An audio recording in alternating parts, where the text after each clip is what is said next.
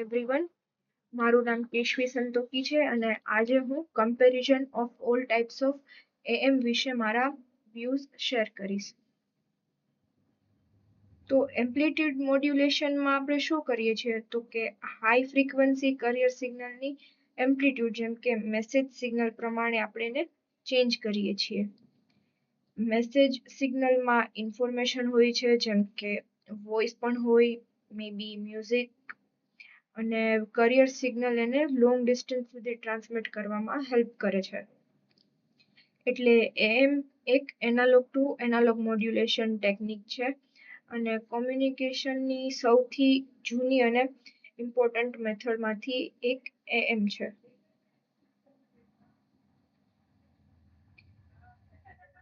અને આમાં અલગ અલગ ટાઈપ્સના એએમ મોડ્યુલેશન ટેકનિક્સ પણ યુઝ થાય છે.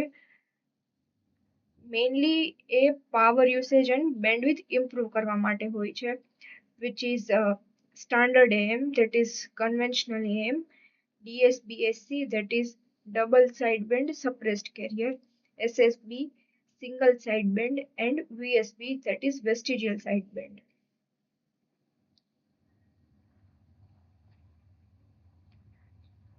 Conventional AM. સ્ટાન્ડર્ડ એએમમાં આપણે 3 કોમ્પોનન્ટ ટ્રાન્સમિટ કરીએ છીએ, જે carrier, upper side band and lower side band. એના કારણે રિક્વાયર્ડ બેન્ડવિડ્થ થાય છે અને 2 times મેસેજ બેન્ડવિડ્થ એટલે કે 2 TB, which is clearly represent here. સ્ટાન્ડર્ડ AM નો બિગેસ્ટ એડવાન્ટેજ એ છે કે એની simplicity.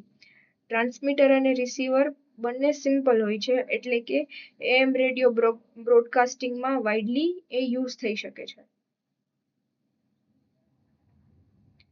Next is conventional AM, that is DSBFC. અહીં આપણે ટ્રાન્સમિટ કરીએ છીએ full carrier, upper side band and lower side band. Problem એ છે કે કરિયર ઇન્ફોર્મેશન કેરી કરતો નથી પણ પાવર વધારે કન્ઝ્યુમ કરે છે, એટલે પાવર એફિશિયન્સી લો છે. પણ એડવાન્ટેજ એ છે કે રિસીવર સિમ્પલ હોય છે કારણ કે એન્વલપ ડિટેક્શન પણ યુઝ કરી શકાય છે. કેરિયર રિકવરી કરવાની જરૂર પણ નથી પડતી, એટલે આજે પણ આપણે બ્રોડકાસ્ટિંગમાં મોસ્ટલી આનો જ યુઝ કરીએ છીએ. Next is single side band modulation. Single side band મોડ્યુલેશનમાં only one side band transmit થાય છે, that is upper or lower. At a time આપણે કોઈ પણ એક જ યુઝ કરી શકીએ. કરિયર યુઝ્યુઅલી સપ્રેસ કરવામાં આવે છે બીકોઝ બેન્ડવિડ્થ રિડ્યુસ થાય છે અને પાવર એફિશિયન્સી પણ વધારે મતલબ વેરી હાઈ હોય છે ને થઈ જાય છે આનો યુઝ કરવાથી. પણ રિસીવર કોમ્પ્લેક્સ બને છે કારણ કે એક્યુરેટ કરિયર રિકવરી અને ફિલ્ટરિંગની જરૂર છે.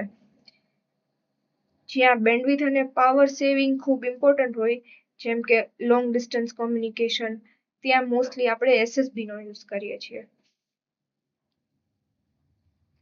Next DSBSC.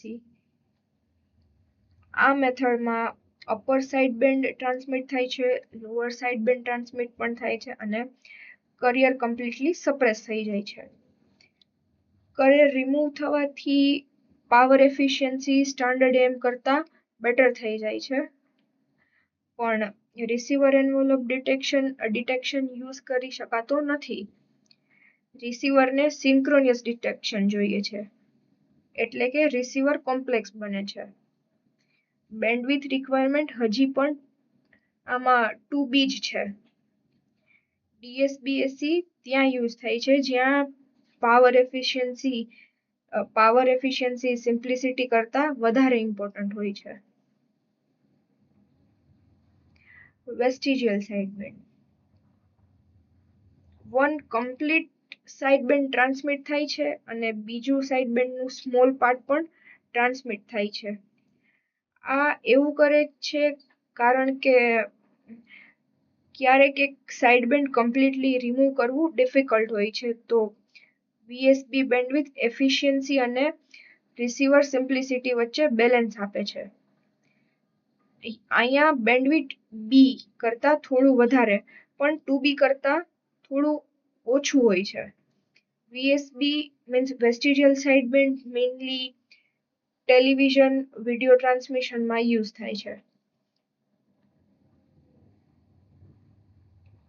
Key differences between AM versus DSBSC. AM માં કરિયર ટ્રાન્સમિટ થાય છે while DSB માં કરિયર સપ્રેસ થાય છે. AM ની પાવર એફિશિયન્સી લો છે ને DSB ની એફિશિયન્સી બેટર છે. AM રિસીવર સિમ્પલ છે જ્યાં કે DSBSC રિસીવર કોમ્પ્લેક્સ છે. AM બ્રોડકાસ્ટિંગમાં માટે યુઝ થાય છે while DSBSC point to point communication માટે યુઝ થાય છે. આ આખો ઓવરવ્યૂ છે જ્યાં બધી ટાઈપના AM કમ્પેર થાય છે એન્ડ આમાંથી આપણે ડિફરન્શિએટ કરી શકીએ કે કયા એપ્લિકેશન માટે વધારે હેલ્પફુલ છે. AM and DSB-SC modulators. Standard AM મોડ્યુલેટરમાં મેસેજ સિગ્નલને કરિયર સાથે મલ્ટીપ્લાય કરીએ છીએ અને DSB ઓફસેટ એડ કરીએ છીએ જેથી કરિયર ઓલવેઝ પ્રેઝન્ટ રહે. while DSBSC માં પ્રોડક્ટ મોડ્યુલેટર યુઝ થાય છે જે મેસેજ અને કરિયરને ડાયરેક્ટલી મલ્ટીપ્લાય કરે છે અને કરિયર ઓટોમેટિકલી સપ્રેસ થઈ જાય છે. Signal spectrum. સ્ટાન્ડર્ડ AM સ્પેક્ટ્રમમાં સેન્ટરમાં સ્ટ્રોંગ કેરિયર દેખાય છે અને બંને સાઇડ બેન્ડ્સ દેખાય છે while DSBSC સ્પેક્ટ્રમમાં કરિયર મિસિંગ હોય છે ઓન્લી સાઇડ બેન્ડ પ્રેઝન્ટ હોય છે. આ ક્લિયરલી એ બતાવે છે કે DSBSC પાવર કઈ રીતે સેવ કરે છે.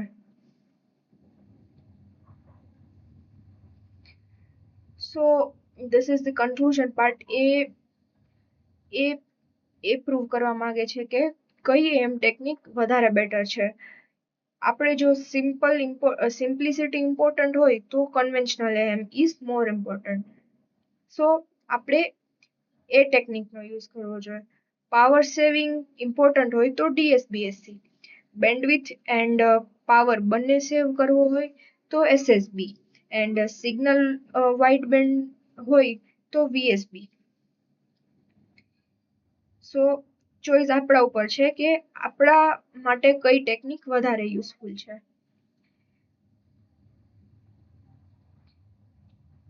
સો in final summary I can say that amplitude modulation ના different types છે જે power bandwidth and complexity manage કરવા માટે ડિઝાઇન કરવામાં આવેલા છે.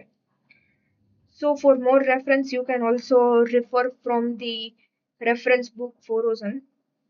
So that's all. Thank you.